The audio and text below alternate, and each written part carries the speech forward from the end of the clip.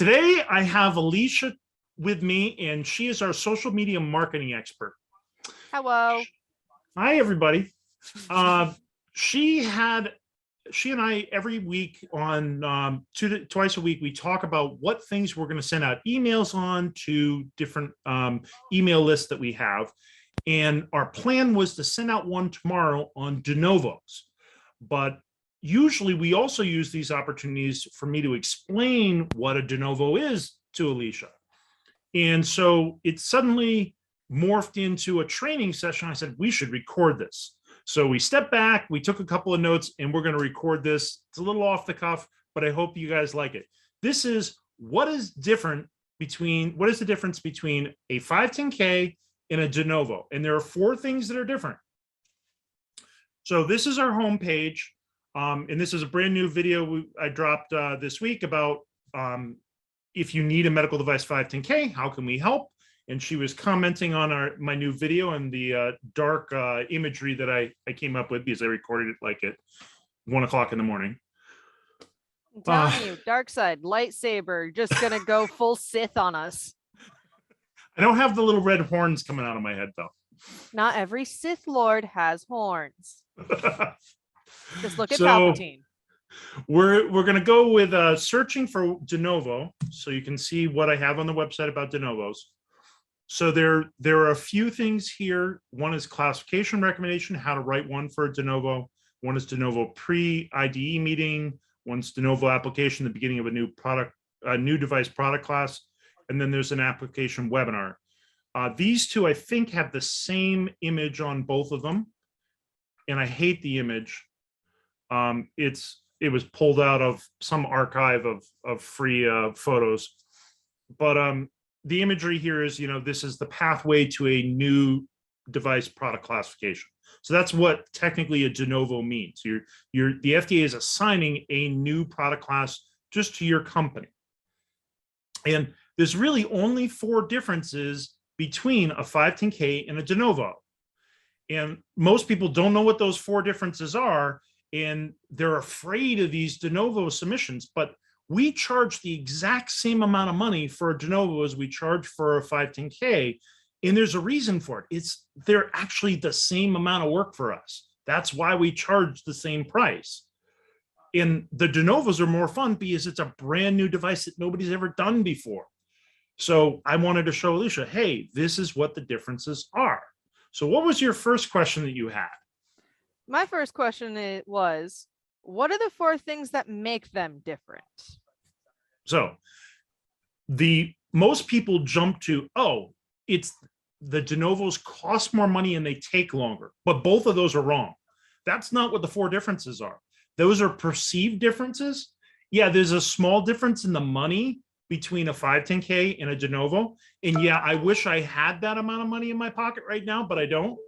But in the scheme of developing a medical device, it's lost in the rounding. We're talking about a $20,000 difference approximately between the two submissions, or a $25,000 difference between a 510K submission and a de novo submission if you're a small business. But when you're talking about the total cost of doing a 510K, you could easily spend $100,000 just on your testing. And you might spend another $100,000 on making prototypes for the testing. And you could spend $50,000 on a mold to make one component of that device, just on the mold so you can make parts. So the total cost of developing a medical device is hundreds of thousands of dollars. Maybe $500,000 is a small, like the lowest guess you're going to come up with. I need about $500,000 to get a 510K to product to market. So that $25,000 difference isn't going to make or break your success on whether this is a de novo or 510K. It's not about the money. It's also not about the time. The time that it takes to get a de novo to market versus getting a 510K to market should be about the same. The target goal for the 510K is 90 days. The target goal for the de novo is 150 days. And the difference between those two is supposed to be the amount of time it takes you, the FDA, to review your clinical data. What is the reality? The average for a 510K is 120 days, so 30 days late. The average for the de novo is over 300 days. So they're 150 days late. What is the difference between those two timelines? You forgot to ask the FDA what they felt about your clinical study plan. You didn't talk with them first. It's sort of like you didn't get permission. You didn't get a hall pass. If you got a hall pass, you would have been successful. So that's the big difference in why those are too long. There are people that can get a de novo really fast and get it in 120 or 150 days, but they can't do it unless they talk with the FDA first. So if we forget about the money, because it's only 25 grand in the scheme of a $500,000 budget, it's not that big a deal. And we forget about the difference in time, 120 or 90 days versus 150, because really that difference is just because you didn't ask for permission from the FDA and get their feedback. What are the 4 differences? Yes. Now that we've covered what is not included in the 4 differences, let's see what actually is. So it's these 4 things. Alternate practices and procedures, classification summary, classification information, supporting data, benefit risk consideration. That's it. I took our table of contents that we use for planning 510Ks. I changed the header up here and I changed those 4 things. Otherwise, everything's the same. I mean, yeah, it says de novo here for the cover letter, but it's only the header that's different. And it doesn't list the previous 510K because there isn't one. It's just a de novo. It's a new one. So there's no previous anything. There's no predicate. So the header changed. No big deal. But these 4 documents are different. And it doesn't take longer for us to prepare those 4 documents than the 4 documents they're replacing in a 510K. In a 510K, it says, what is your 510K summary? Well, we don't have a 510K summary because there is no 510K. They ask substantial equivalence to the predicate device. There is no predicate, so there's no comparison. They ask for class 3 summaries.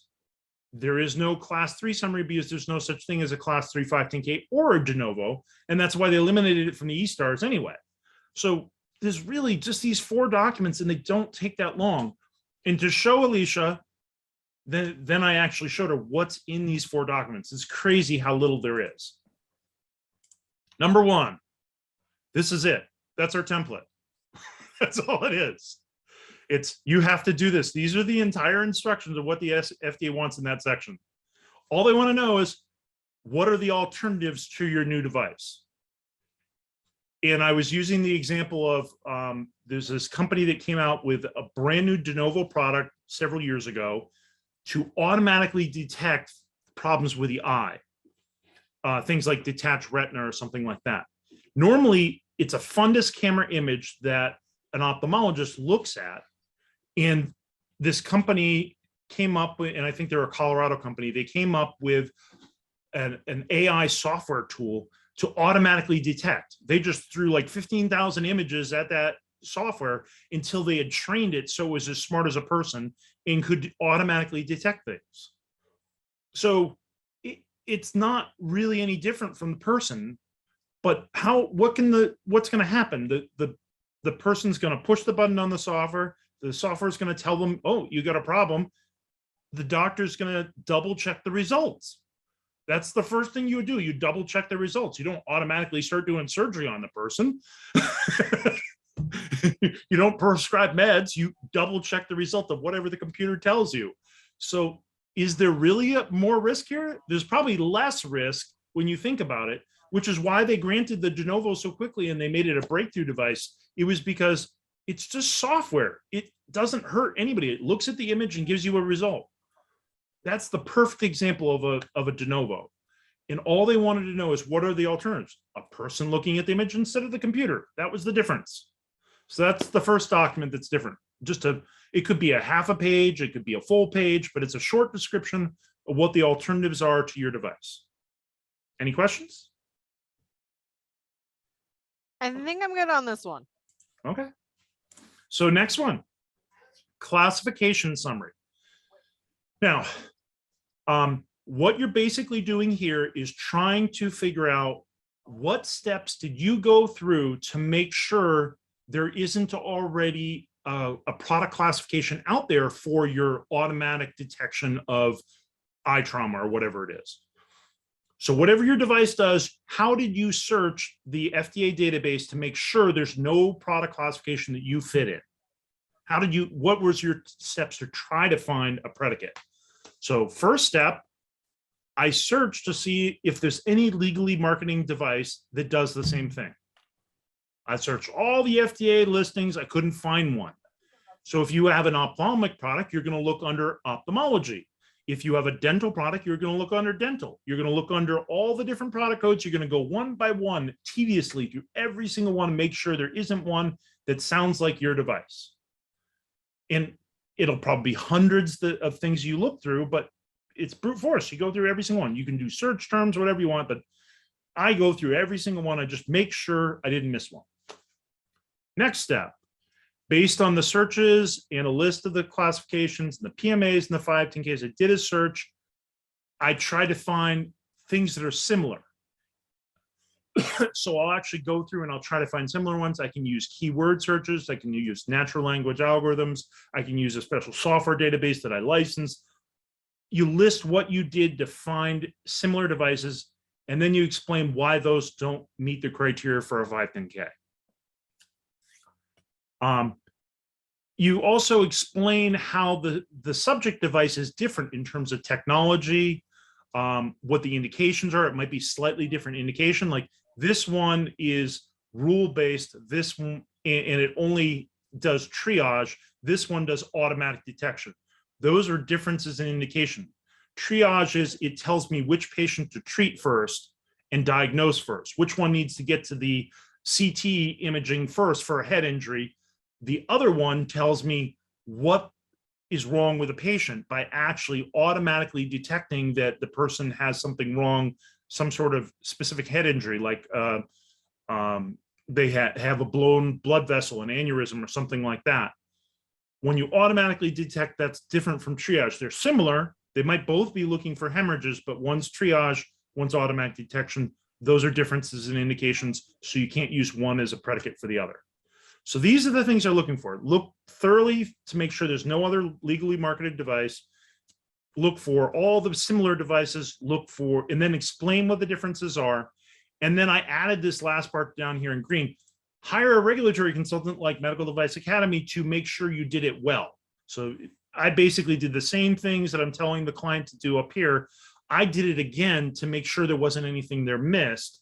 And then we have a little discussion at the bottom saying why all the things that we came up with as possible predicates and possible product classifications just don't fit, and why you just can't do a 510K. So that's what this document does. And this one might be a little longer than the last one, but it depends on how thorough I was in my searching and how many similar devices are out there. The more similar devices, the more document, the longer the document would be. But if there's nothing out there like it, it could be a really short document. I searched all these, found nothing. There are no similar devices, and there's nothing even remotely like this. It would be a really short document. I hired the consultant, and they found the same thing. That would be it. So we understand this document. I can go on to the next one. I understand it. And I'm also sitting here thinking that I bet there's someone out there like who doesn't want it to be a de novo going, please let us find something that matches instead of using it as one to find that it's. People will debate for weeks. I think we can use this one. I think we can use this one. I think we can use this one. They're worrying about the wrong things. We charge the same amount for a de novo versus a 510K. So if we're telling you it's a de novo, we're probably right, because there's no economic incentive for us to tell you otherwise. We don't want to purposely take you down the slightly longer pathway, the slightly more expensive pathway. We want you to pick the right pathway that you're supposed to pick. So we were talking about this earlier. It's sort of like a pair of jeans. If you're going to go clothes shopping, you don't say before you get there, I want to be a size 10. If you're a size 14, this 10 isn't going to fit. When you try to sit down in those pants in the dressing room and the seams start to split, you're pretty sure it doesn't fit. That's what this test is here. This page is to say, This is why all these other devices don't fit. So if it's obvious it doesn't fit, don't spend months arguing over why can't we use this 510K pathway because you're afraid of a de novo. There are only 4 documents that are different, and we've already covered 2 of them. And yeah, it's 25 grand more, and it might take a little longer to review it. But bottom line is it's really very similar to a 510K, and you trying to put a size 14 body and a size 10 pair of jeans is going to be just as painful as me trying to get your de novo device through a 510K pathway. The difference is the FDA will just say no. The FDA will not say, oh, you look good in that. The FDA is the hard, brutal truth. Yeah, the FDA is the mirror that doesn't lie. You don't fit in those clothes. Okay, next item, classification information and supporting data. So this is, you could be a class 1 device. You could be a class 2 device. If you are a class 3 device, you are a PMA, you've got a 2-year clinical study minimum, and you're going to spend millions of dollars, not hundreds of thousands. So we're just going to rule out all the class 3s. We're not a high risk device. We're a medium risk or a low risk, class 1 or class 2. Class 1's the low, class 2 is the medium. So we're one of those 2. Almost all de novos are class 2, but there are a few that are class 1, and you actually don't want that, because if you go through all the work to get a de novo for a class 1, the people that come behind you might not need to do even a 510K. The FDA might say, you know, we agree that this should get a new product classification. We'll approve your de novo, but we're going to make it a class 1 so nobody else even has to do a submission. They just need to register. They don't have to do a 510K. That would not be good news for you. You want everybody to at least have to do a 510K to get to market. You don't want them to just register and start selling. So class 1's not the answer you want. You want it to be a class 2. So you want to set the bar for these are the tests that my competitors that come after me should have to do. So you want to explain, if you list, I'll give an example of a device. We'll use the software device we talked about earlier for detecting automatic injuries to the eye. You need to do software validation. You need labeling. You need to do performance testing. In this case, clinical studies, retrospective, virtual clinical studies, comparing the diagnosis by a person with the diagnosis by the computer. So they call that a reader study. And so you do a reader study, which is a retrospective clinical study. You do software validation and labeling. That's your whole submission. That's all they have. That's all the testing they had to do. So the special controls are a guidance document on what kind of reader study you have to do. Software validation, you have some guidance documents, you have some cybersecurity guidance documents, you have some labeling guidance, but that's it. The special controls are really, really short. The most important thing was them defining how to validate AI software, artificial intelligence software, because that particular example I gave was the first AI software ever approved by the FDA. If I had something simpler like, what can I use as an example? A drill. So if all the drills in the world were electric and I suddenly came up with a pneumatic drill, that's a different technology. And it has different risks associated with it. So if I was the first company to ever invent a pneumatic drill and I was going to use it in surgery, I would have to go down the de novo pathway and get that approved. And I would do all the same things that I do for a normal drill, except for the electrical part. Instead, I would look at pneumatic safety risks. Like, could the air hose blow off and hurt somebody? Could it leak? Things like that. So those are the special controls. So you're recommending in this document, this is what we recommend as the risk controls, and these are the risks we've identified. And the FDA summarizes it in a table that they put in their final classification recommendation and summary of the 510K. So that's what this document is, just saying, here's the risks and here's how we recommend they be controlled. And this is why we think it's a class 2 and not a class 1. Make sense? Yeah. And last but not least, This is actually the document that requires the most skill and the most training. But once again, it's not that long. Yes, it's 2 pages instead of 1 page for my template. And when you fill in all these sections in yellow with the required information, it will be more than 2 pages. It might be 10 pages. But a 10-page document is not that big a deal. I've seen 510Ks that have a substantial equivalence comparison that are 20, 30, 40 pages. So this document actually could be easier to prepare than a 510K summary for some companies. So I highly recommend, if you're going to be doing a de novo submission, like, do not be afraid of this just because you've never done it before. We have templates for every single one. We pulled right out of the guidance documents out there and right out of standards. Like in this case, it's 14,971 and 24,971. This is how you do a benefit risk analysis. This is the information they want. They want the benefits first. Then they want potential risk to health. What is the estimation of those risks? So will I lose my leg or will I just get a hangnail? They want to know how bad the injury will be. And how many people will get that injury, what percentage, and then what you're going to do to prevent those injuries. And last but not least, your conclusion or comparison, comparing the benefits of the device with the risks of the device, and maybe juxtaposing that against other devices that are alternatives. Do you remember that first document we prepared, the alternative treatments or procedures? What are the alternatives to your device? You have to compare the benefits and risks profile for your new device versus the benefits and risks of existing technology. And so that could be a really good thing for your device. It could be a really bad thing, but most de novos, they're only going to approve things that are safer and work better. If the reward is worth the risk. Exactly. So we call this a benefit risk analysis. It used to be called a risk benefit analysis, but the FDA coined the phrase benefit risk because they want you to present the benefits of the device first. And part of the reason was there were so many de novo products that people were submitting and they weren't showing any clinical benefit of the device. Yeah, it's cheaper.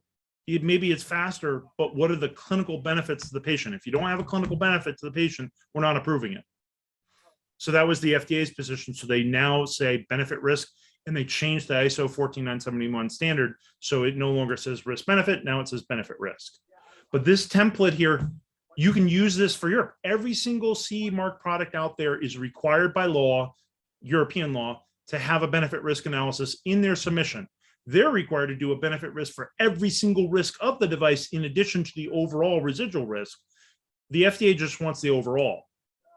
So the final report is what the FDA is looking for. European CE marking, they want every single little thing that you did along the way to get to this. So this is actually easier than CE marking from this perspective. And this is the most complex of the documents, and you have a very detailed template, and you have a standard that has a guidance document that explains how to do it.